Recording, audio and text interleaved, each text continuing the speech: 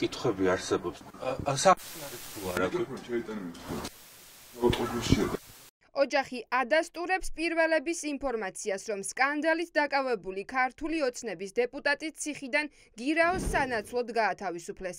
ბორის გოგიჩაიშვილი, რომელსაც უაქციზო და ფალსიფიცირებული სასმელების შავი ბიზნესის ფლობას ედავებიან, წინასწარი პატიმრობიდან პროკურატურის შუამდგომლობით გამოვიდა.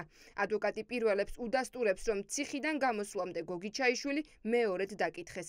ახლა მთავარი კითხვა, ვის დაადო ხელი ქართული ოცნების დეპუტატმა?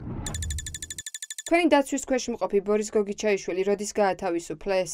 ზუსტად თარიღი არ მახსოვს, მაგრამ მას შეეცვალა აღკვეთის ღონისძიება, პატიმრობა, გირაოთი, ჯანმრთელობის უკიდურესად მძიმე მდგომარეობის გამო, რომელიც არის მათ შორის აღკვეთის ღონისძიების გადასინჯვის და შეცვლის საფუძველი. TV პირველის მიერ მოპოვებულ საქმის მასალებში აქამდე ბორის გოგიჩაიშვილის მხოლოდ ერთი ჩვენება იდო.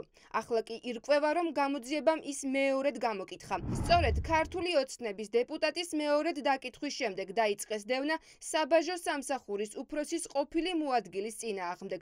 პროკურატურა ამტკიცებს, რომ ბორის გოგიჩაიშვილს შავი ბიზნესის საკეთებლად საჭირო მასალების შემოტანაში საბაჟოს უფროსის მოადგილე ეხმარებოდა.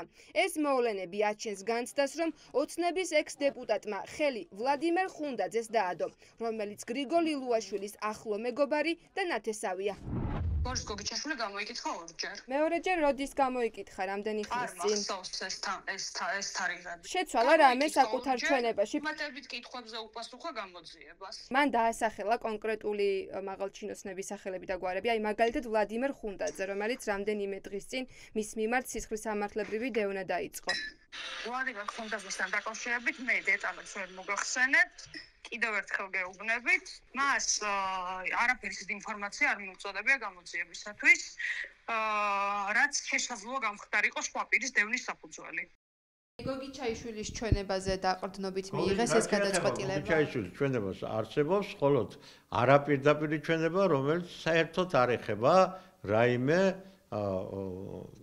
ხუნდაძის მხრიდან რაღაც მიკერძოებას ან რაღაც თანხასთან ურთიერთობას და ასეც გამორიცხავს ჩვენებაში, როგორც მე წავიკითხე. აი თავად ბორიასთან რა შემხედლობა ხო? არანაირი შემხედლობა არ მქონია მე და არც ვიცი რა შემხედლობა ქონდა შემოსავლების სამსახურის უფროსის მოადგილეს. სუსის ექს-შეფის გრიგოლ ილუაშვილის ახლო ნათესავის დაკავება პროკურატურამ ვერ მოასწრო. ვლადიმერ ხუნდაძემ საქართველო იქამდე დატოვა, ვიდრე მასთან სახლში ჩხრეკაზე შევიდოდნენ. ადვოკატი ამბობს, რომ 25 დღის წინ ვლადიმერ ხუნდაძე სამკურნალოდ თურქეთში გაემგზავრა და უკან აღარ დაბრუნებულა.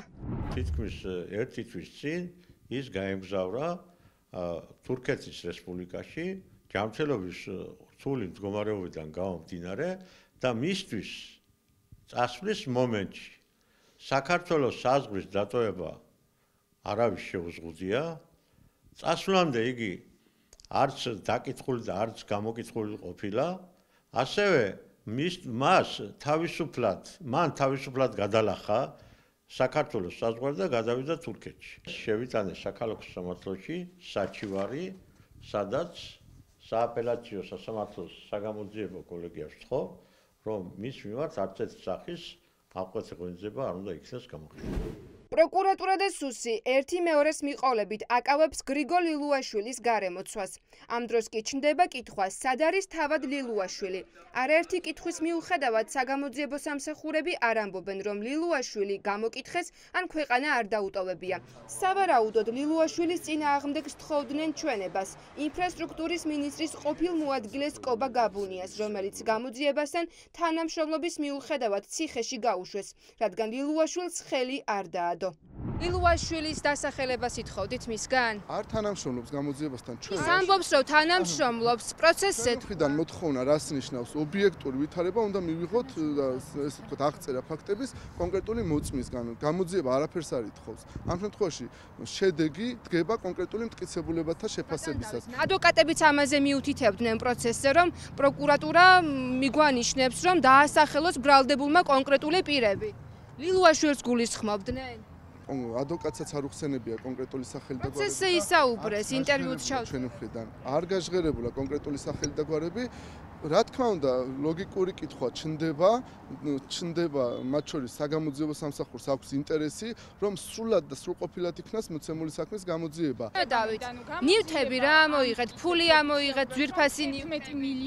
აქ არის ძირითადი ინტერესი კიდე რომ აი თუ ითანამშრომლებს ვიღაცას არ ვიღავ ჩვენი დაცვის ქვეშ მყოფის ცალსახა პოზიცია, რასაც ვეთანხმებით და რაც გავეცანით სწორი პოზიცია, რომ გადატანა უნდათ კიდე ბრალდების ვიღაცაზე თუ ითანამშრომლებ და ასახელებ და არ ქონია ასეთ ფაქტს რაიმე ადგილი.